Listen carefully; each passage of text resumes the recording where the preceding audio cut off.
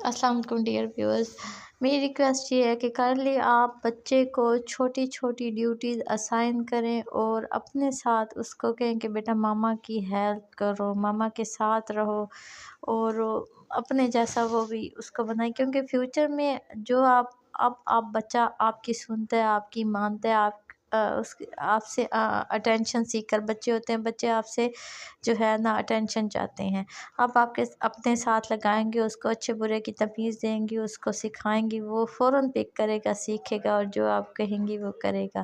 لیکن یہی بات اگر آپ تھوڑا سا 10-15 سال کے بچے کے کہیں گی تو اس وقت وہ فرینڈز نہ لیتا ہے، اس وقت وہ ایز اٹ از آپ کی بات کاپی بھی نہیں کرتا اور سنتا بھی نہیں اور مانتا بھی نہیں ہے۔ تو کائنڈلی اس ایج میں جو ہے نا آپ اسکول گوئنگ بچوں کو جو ہے جس طرح سکھائیں گے نا وہ ایسے ہی کریں گے۔ اس ایج کو آپ فار گرانٹیڈ نہ لیں، بلکہ اس ایج سے فائدہ اٹھائیں۔ Thank you.